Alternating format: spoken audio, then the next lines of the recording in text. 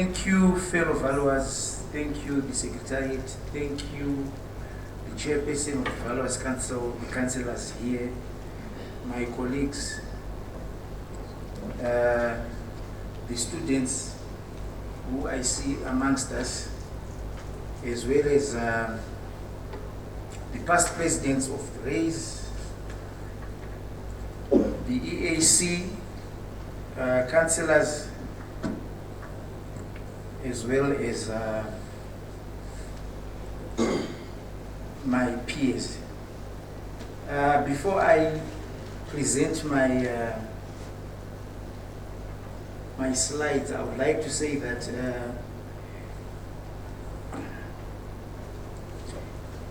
as I was sitting behind the scenes and listening to the previous speakers, I had to cut my presentation from 35 slides to 11 slides. So it's going to be very interesting to see the level of input that has been done by the other valuers, which are actually in tandem with what I had put through. So I'm very happy to say, in terms of time, we are going to be cruising at 36,000 feet and we'll be arriving quickly. So the IVS 106 and VPS 6 are not new. What we are just doing is we are just looking at the jacket and the ties that have been put over the shirt and the trousers. So allow me to go to the revised requirements for valuation, reporting and disclosure. Our introduction, why valuation reporting matters. Why is it important? It ensures transparency, accuracy, and compliance with global standards. Mr. Shuro, I think, made it clear. The updates align reports with evolving markets, the ESG considerations which will be dealt with by the next speaker, and regulatory expectations. So what has changed? What do you think has changed? I think the focus now is on better documentation, where you are having a discerning client. The client is not supposed to come to you and ask you a question on why they are limiting assumptions, why they don't seem to see the methodology. Why are you not explicit? Why are you hiding the cap rate that you use? Isn't it you are putting your professional judgment? So put the plinth area, put the lettable area, put the cap rate that you used, and then let's see the figure that comes out there. It is your duty as a valuer. I always mention to most of my colleagues that valuation is the simplest job that one can ever get.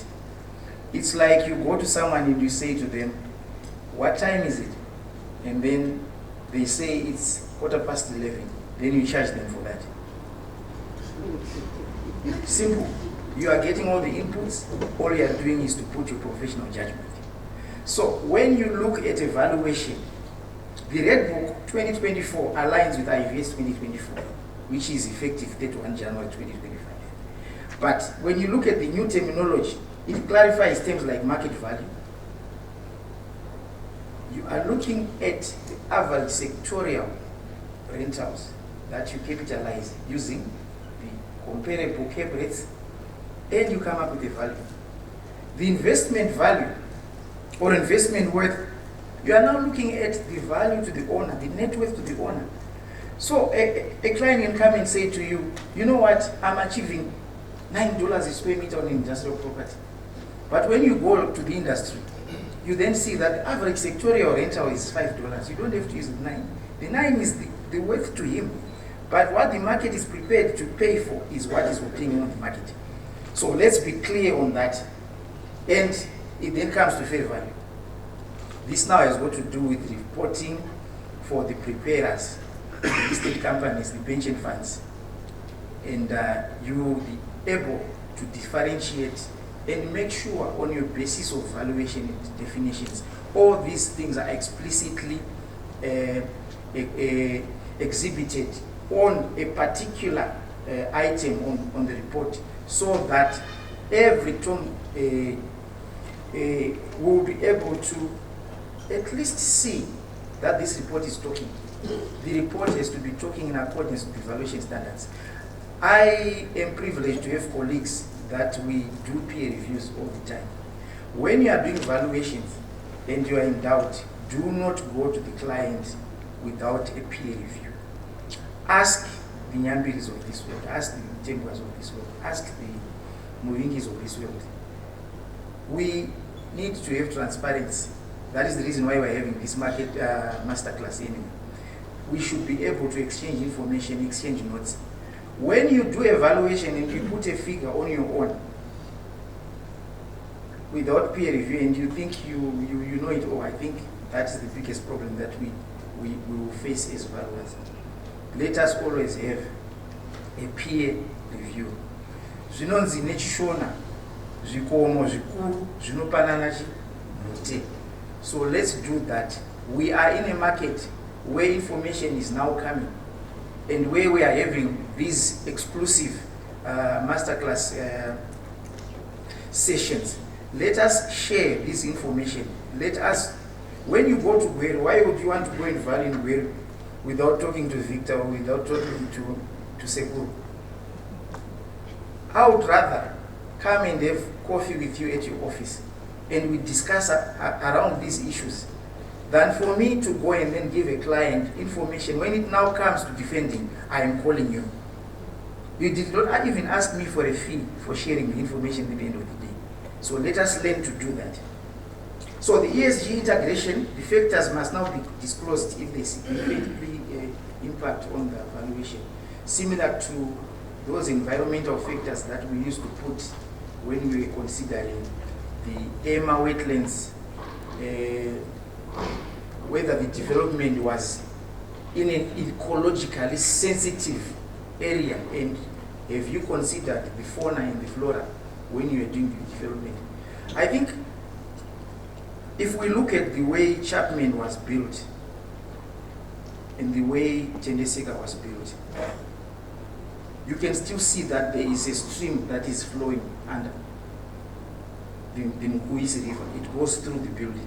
So those are the ecologically sensitive considerations that were applied when the developments were done. So when you are doing the evaluations, which will probably further be explained by Tevara here, you will see that all these things are now in our IVS when we're looking at why valuation reporting matters. So what are the practical implications for valuers? We need to maintain documentation. A valuer may be asked to produce their survey reports, the survey notes in a court. You need to have that clear documentation straight from the abstract to the processed data. You need to clearly look at the scope of work. What are you valuing? What were the assumptions? I think we spoke about the three methods. Did you comply with the methodology that was needed for each particular case? What were your limitations? There is a paragraph which actually talks about the valuer inspecting, and it will ask you to say, did you have any limitations when you're inspecting the property? Your report must actually disclose whether it had limitations and why. So that is very important. Please, let's take note of that. And then also distinguish between valuation reports and valuation review reports. So the valuation report, the valuer is the guy that went on the ground, is our eyes.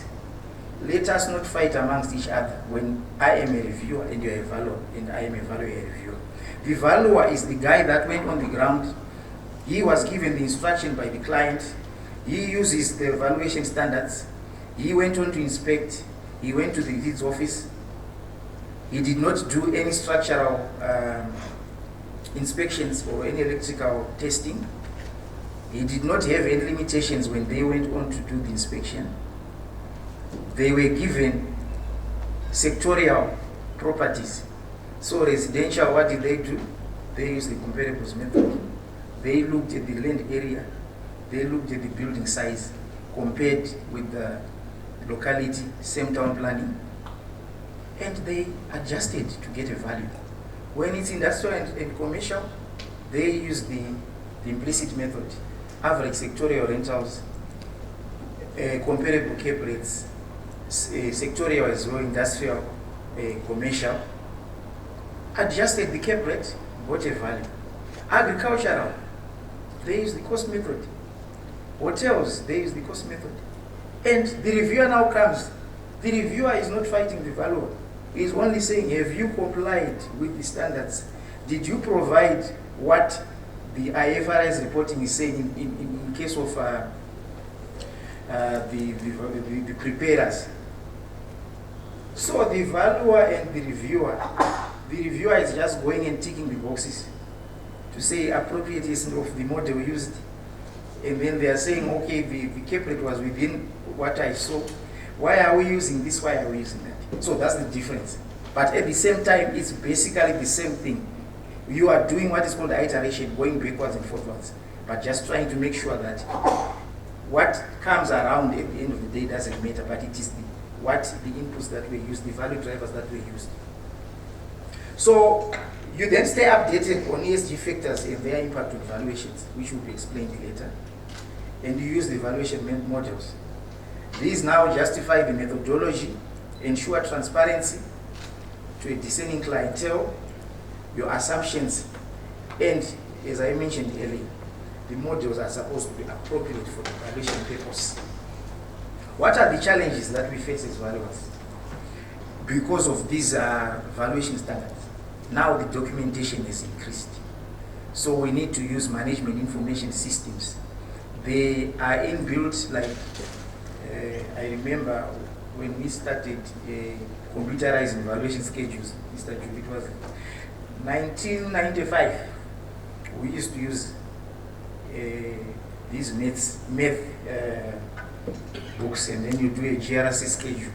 And then we started recording using Excel. Now there are a lot of MIS, Palladium, we can talk about the MRP and all of those. So we need to have that cloud documentation. If your laptop is stolen today, you will just cry for this, but your document is in cloud. So that increased documentation. Let's stay with the trends. The reason why we have this updated standard, it was a lot of hard work that was done. And they are saying, let's be abreast with the future trends. Future trends start now. So we are also balancing the IVS in compliance with clients' expectations. There is always resistance to change. Some people want to do things the old way. There is fear of the unknown. No one would have thought that drones would be used to market properties, but they are now being used.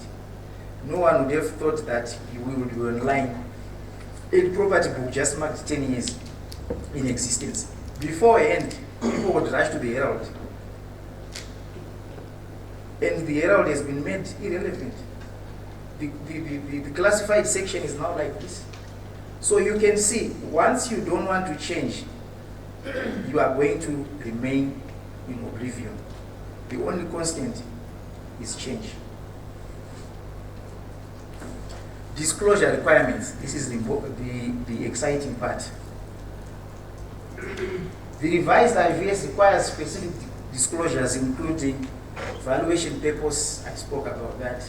Basis of value, I spoke about that, and the previous speaker spoke about that. Key assumptions, it was spoken about as well. So the reporting assumptions and limitations, they clearly and explicitly articulate assumptions. And please note, any limitations to help users, they should then be able to make them understand potential influences of evaluations. Evaluation should be talking. I am privileged to have seen some of the valuation reports that were done by our peers when we were doing reviews. You can clearly see that this person is thinking, this person is being guided by the guidance notes, by the valuation standards. And the report out of respect and to the intellectual property of your peer, you would want to snatch one or two. Because this is it. The person is clearly showing that they have seen the inclusion of relevant data in their report. You need to have a competitive market that at least has four comparables. Some of the clients have analysts, and the analysts are ahead of us all the time. So they will question you to say, where did you get your value? And you are supposed to know where you got your value, your sources of information. So we have the deeds office, fellow sales from PA agents, your own sales, your own development, the QS, Office of the Surveyor General, the local authorities, the IVS, RAISE, as well as the Red Book. So all these things will then cumulatively give you the arsenal of tools that you need to produce a report. So the analysis has to be clear. How did I arrive at this? I started there and then I ended there. Historic data. I've seen one respected valuer, I always puts historic data. There are some properties, especially the famous John Boyne House. You still see it. It was sold, I think, in 1996, 97. But that data is very useful. Harare's CBD and Bulawayo CBD has never expanded. So where do you get other comparables when you are valuing through Moton House? You have to go back and look at the historical data. And last but not least, the economic indicators that support the demographics, the population. Where are we going? What are the monetary or what are the central government, the regulators proclaimed? All these things should be contained in your report, especially the mid-year and the H1 and the H2. Those reports should have economic indicators. Very briefly, we are not economists, but when you start talking about inflation, you talk about the interest rates, you talk about the new property wealth tax, you talk about the ambulance levy from City of Harare, and all these things. They should be there. There is no need for the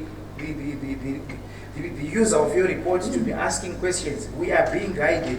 The guidance notes are clear, straightforward. You just have to apply them in the local context. So the documentation comes again. We still have the enhanced documentation and reporting standard. Same thing, but what has changed? Valuers must now maintain detailed audit trails for inspections, like I said. Data sources, we mentioned it. Assumptions and risk assessments. Risk assessment, you look at the market risk, you look at the property risk, the tenant risk, all those things. And then sustainability issues. The professional judgment has been spoken about. Regulatory compliance has to be explicit. The valuer was working using IVS, the Red Book, RAISE, whichever standards that are applicable, it should be in the report. There is a new clause 20.04 on documentation. It says that documentation must explain how valuation risk will be managed and be retained in compliance with legal and regulatory requirements.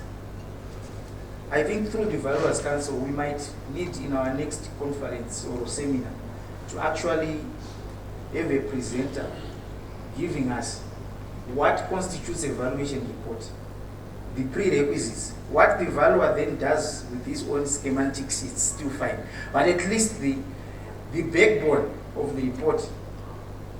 Okay, let's put it this way so that maybe it can be clearly understood. You know, when people are building, you can say, I'm going to sell you a shell, and then you finish on your own. So this is what we want, the shell of the valuation report. Then the valuer can then play around. But at least the prerequisites are there. That new clause actually ensures that all the risks that we managed are clearly and explicitly shown. Retention of records. Reports must be kept in a structured and compliant format for legal and regulatory requirements. Where you've got auditors coming to you and then saying, we would like you to show us the KPIs that you used, or the plinth areas that you used, or the DRC factors that you used. I remember we used to resist, and you say, this is our intellectual property, you are now badging too much into us. We are more of the art than the science part, of the whole thing. That's escapism.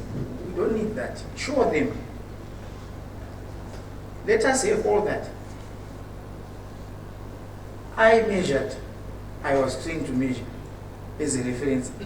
And I'm pretty much sure that I have measured to the best of my ability. And I applied the course that were obtained from another professional. And it's in the notes to say, where you are not familiar with that, you are not the professional, you go to the QS. So why would I then not give them the figure that I have just taken from the QS and applied to what I actually say I have been trained to measure? What are we hiding? Let us show that. Where you are judging, okay, the subjectivity then comes on the factors and all, that's where a professional judgment comes. But you can put a column to say GRC and then you put a column to say DRC. If they want to see the factor, they will just divide the DRC by the GRC. But put the plinth area. In January, we went to Gwerube, and there was a property that a client wanted to buy that property, sold by one of our respected guys here. They are present. So we went there, and then when we did the measurement, there were two big warehouses, 2,600 square meters. But the other valuer at 347 square meters. 347. So what happened was we were asked by the client to come and bring our survey notes. We went and then we said, this is our survey notes. So the other guy was asked, how did you measure? Or how did you come up with the value? They said, no, we looked for comparable, similar industrial and commercial properties in Gweru. That's how we came with a figure of 600,000. Whereas we had a figure, the seller wanted 1.6, we had 1.5. So now when you are seen to be pitting against each other to that level, this is where we are saying we need all of us to be on the same platform. People should learn from the basics. I think when we are doing our training for our guys, let us not cross-check what they have done. When you look at a property, just clinically, when you see a warehouse, you don't expect two big warehouses to be 346 square meters. That's a house. So these are the things that we need to be wary of and make sure that when we are looking at the retention of records, those records clearly show what was on the ground.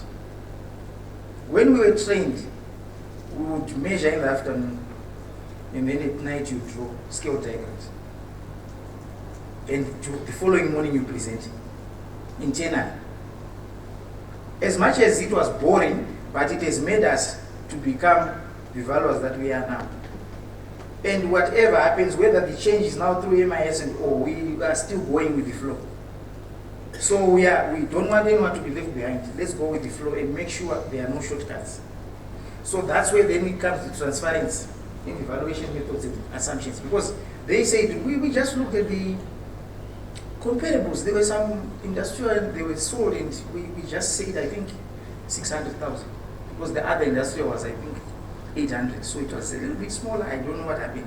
But the transparency bit is that you have to show everything that you went through. And you show it because it's not only a requirement from the guidance notes and the standards, but it is also showing that we are professional. So the techniques and assumptions and their justifications, I don't think we need to sweat it anymore. Discerning clientele. The evaluation outcome should just be something that the user is just nodding the head to say, you know what, I think we are happy.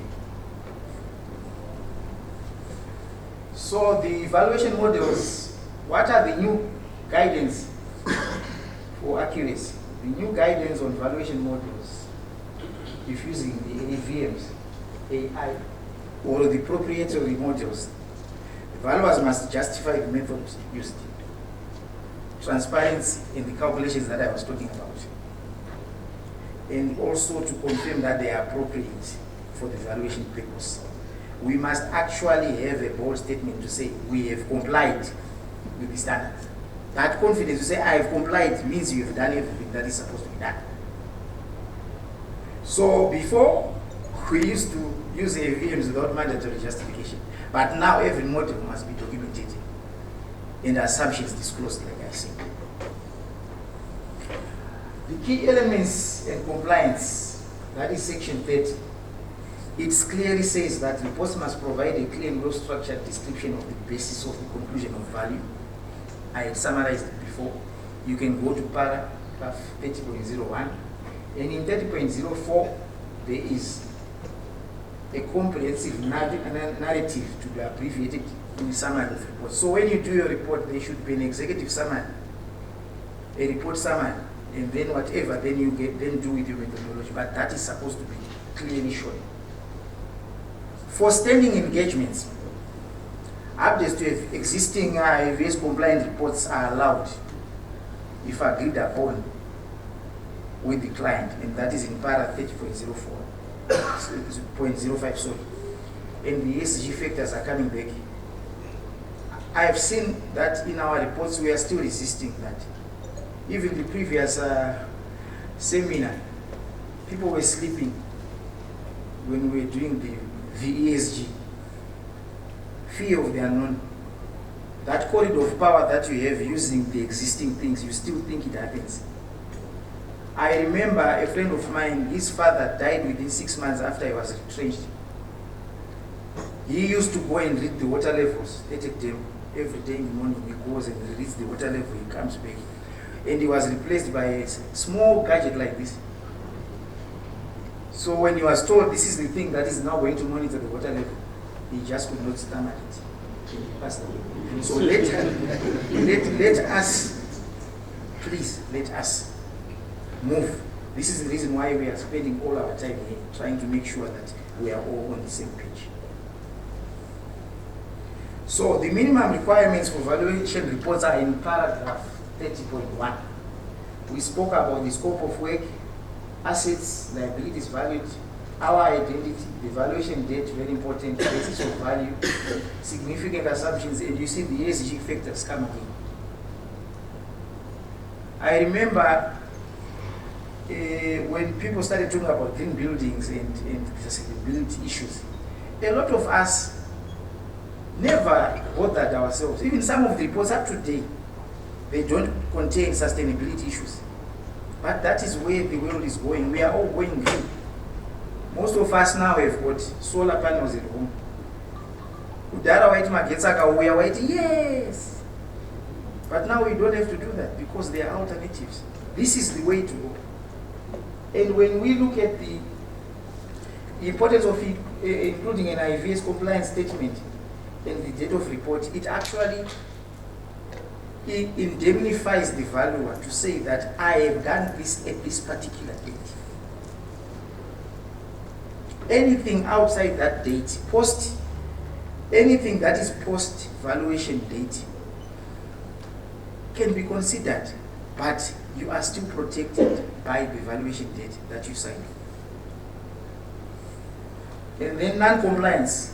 If limitations or restrictions impact on IVS compliance, the valuer must not state that the report is compliant, like I said. I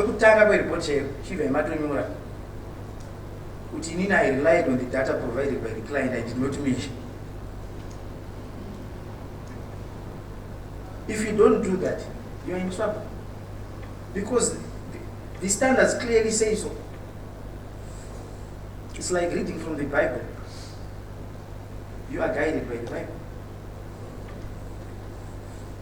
What do we need to know about valuation review reports? I think I spoke about this.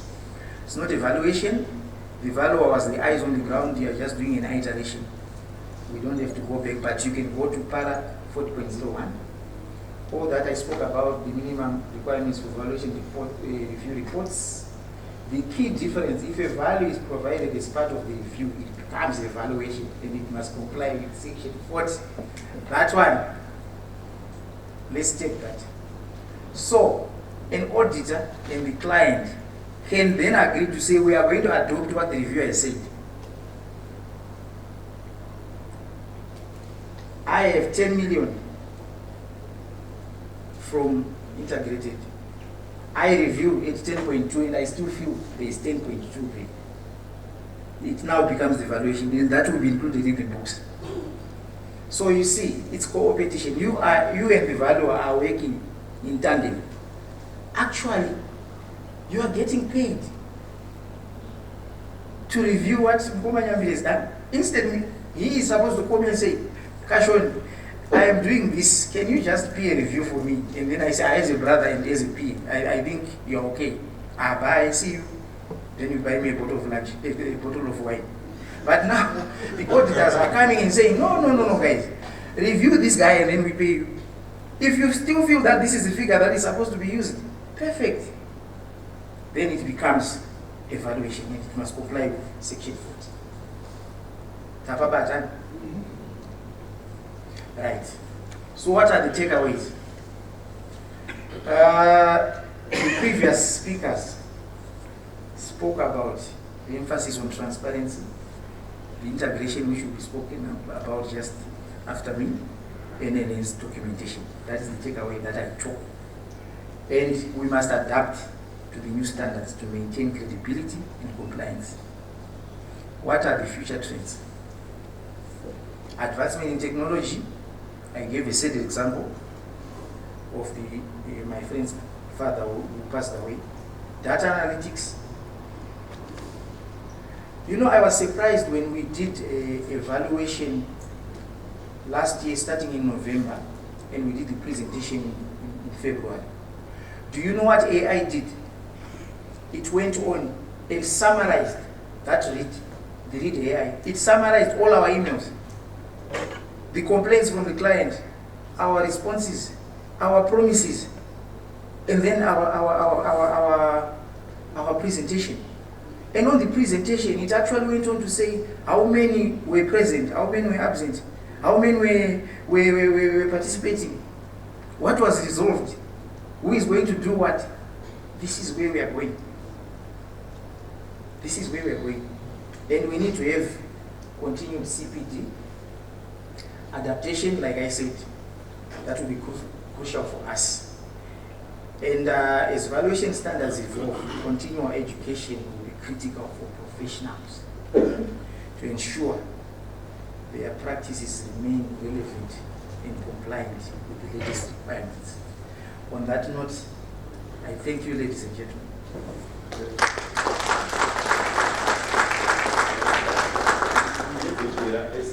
Yes. That's why you guys let him in. Let's give him a round of applause.